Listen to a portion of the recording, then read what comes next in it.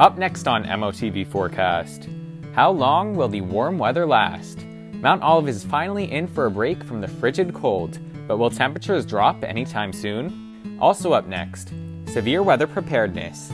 As we head into spring, the threat for severe weather increases substantially. Find out how to stay safe right here, right now on MOTV Forecast.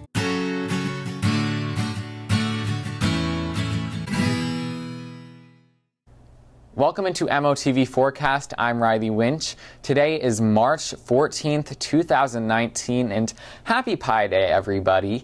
And for this Pi Day, we are seeing much needed warm temperatures, as temperatures are soaring well into the 50s. If we take a look at our 5-day forecast, today we are expecting a high of 56 degrees with mostly cloudy conditions. Tomorrow will be our warmest day of the next 5 days with a high of 61 degrees. We will see some thunder showers throughout the day, though, which will be along with a cold front that will be moving through our area, which will cool down our temperatures to the mid to lower 40s for our weekend.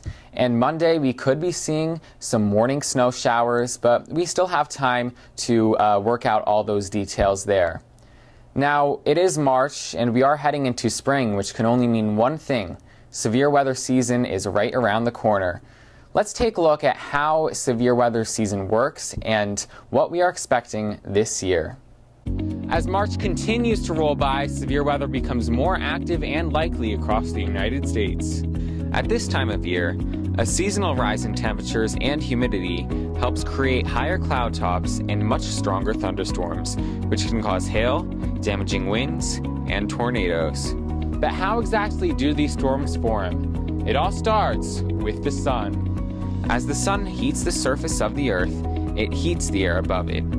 The warmer the air becomes, the less dense and lighter it will be.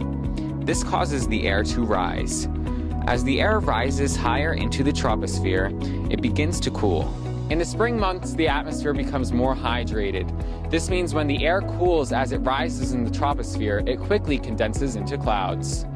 A greater water content also increases the volume and power of these clouds. In fact, some of these clouds get so high that condensed water vapor begins to freeze. As these condensed water particles freeze, they turn into ice particles that grow by collecting water particles that have not yet frozen. Eventually, these ice particles will begin to collide with each other, sometimes ripping parts of pieces of other ice particles. This transfer of ice from one particle to another will gather an electric charge.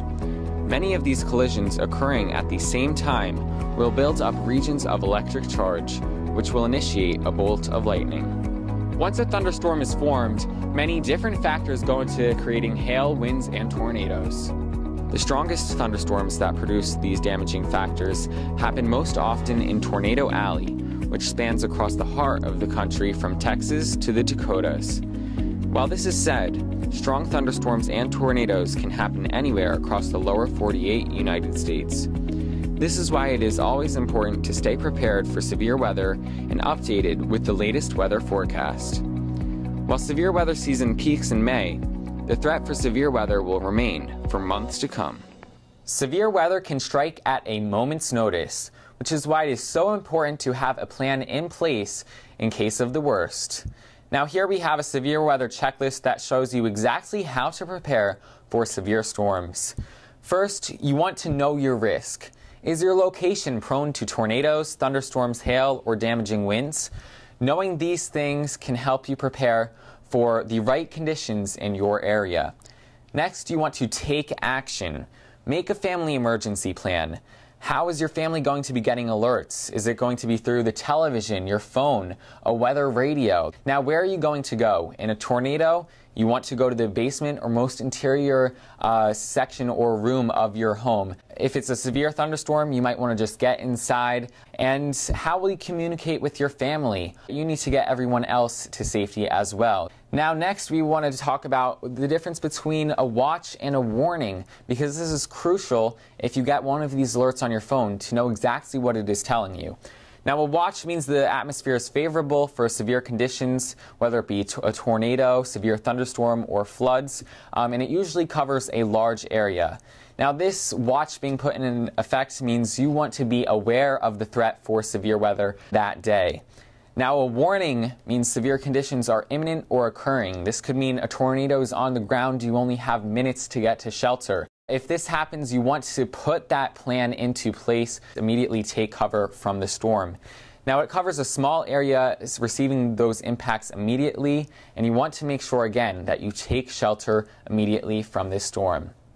Well, thank you so much for joining me here on MOTV Forecast today. I'm Riley Winch. See you next time, Mount Olive.